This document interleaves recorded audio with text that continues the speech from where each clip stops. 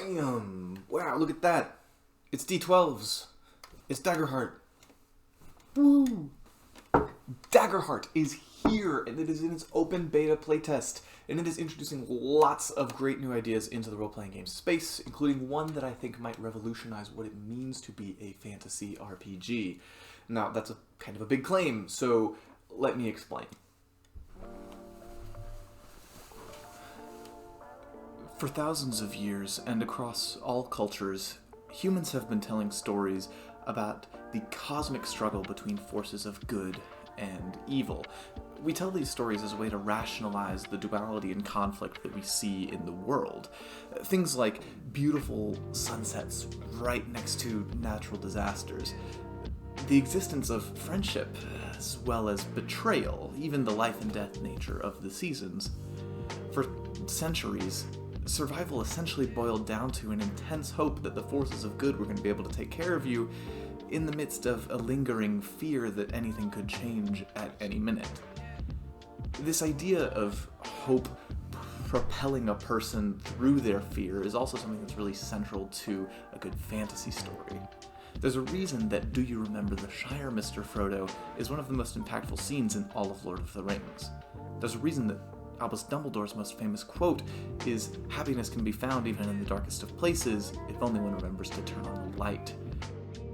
We still love these stories, and this theme can be found at the center of any good fantasy story. And as such, it should come as no surprise that it is also the solid core at the center of Daggerheart, the new fantasy role-playing game from Critical Role's Darrington Press. Welcome to Keep It Rolling.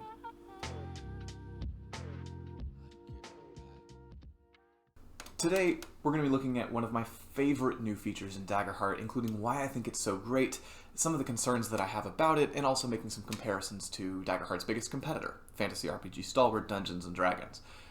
So let's dive in. What is Daggerheart?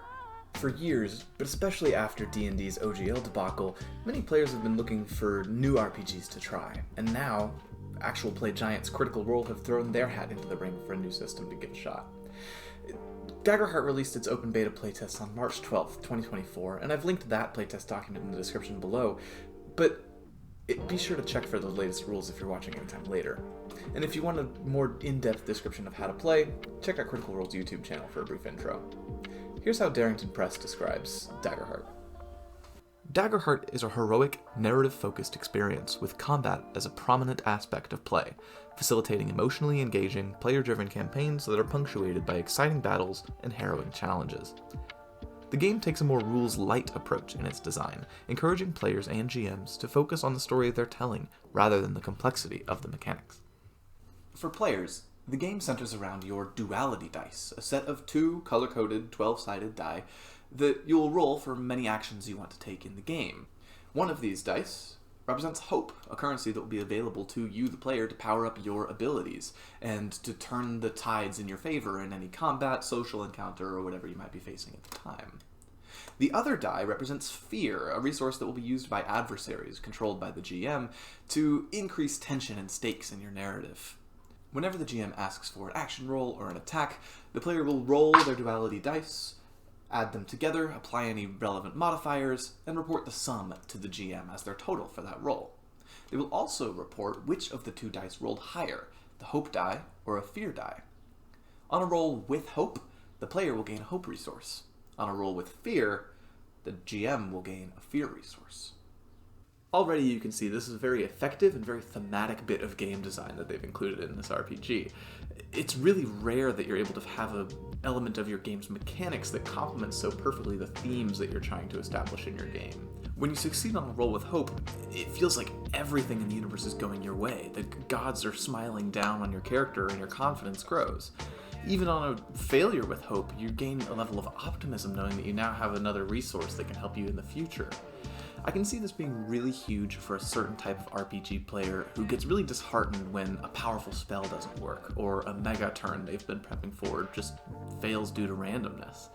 At least on a roll with hope, things aren't as bad as they could have been, and you gain a hope point that can help fuel your next steps.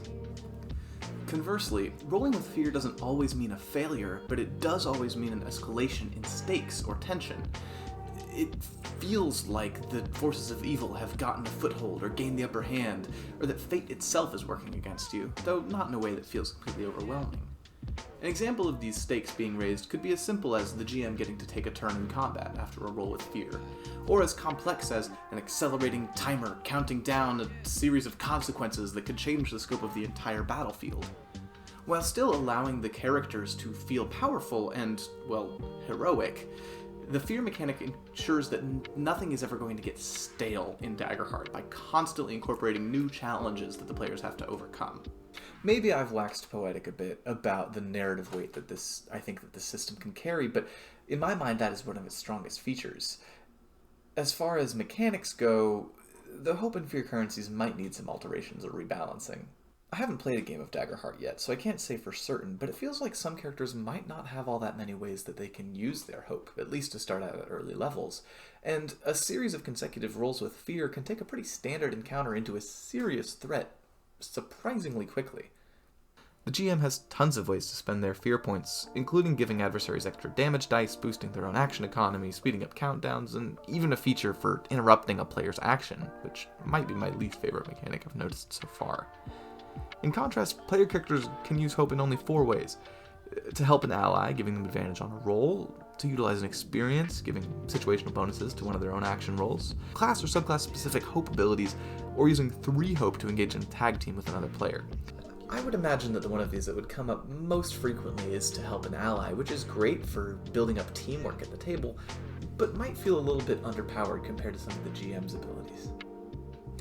Another problem I can foresee with the Duality Dice system is players and GMs being hesitant to use these hope and fear resources, leading to stockpiling.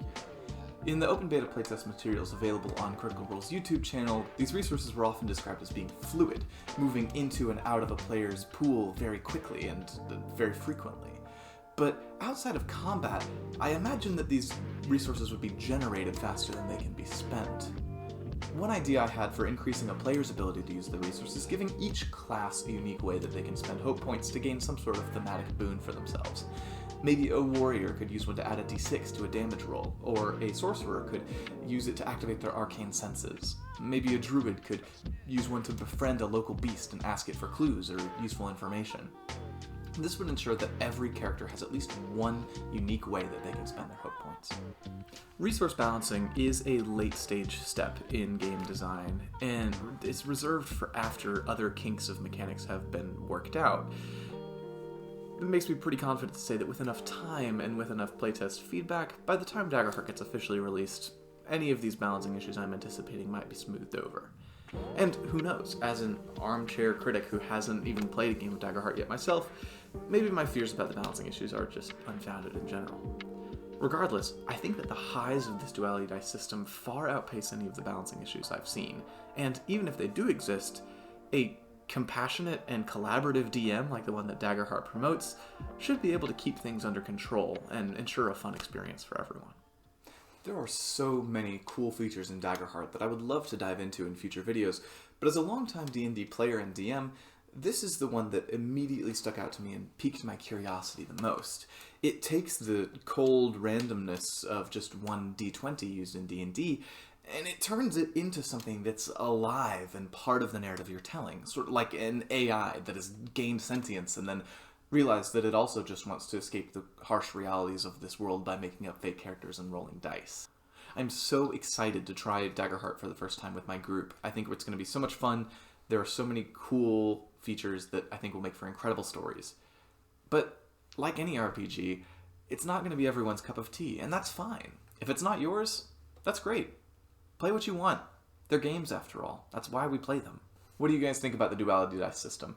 Do you think that the fear resource makes the GM too powerful? What are some ways you can think of that players could uniquely use their hope? Let me know in the comments, but to really make your voice heard, go ahead and play the open beta playtest and fill out a survey. Send it in to Darrington Press. Link for that's going to be in the description. Just one last thing before you go, this is a new channel, and I'm going to be devoting it to a lot of Daggerheart content, at least for the next little while. I would love to continue making videos like this, breaking down some of the new rules, building out some of the classes, so let me know that you're interested in that by subscribing to the channel and letting me know what kind of videos you'd be looking for in the comments. Thank y'all so much. Keep it rolling. boop, ba-doop, boop, boop, ba-doop. Biggity-ga, biggity-ga, ba-ba-ba.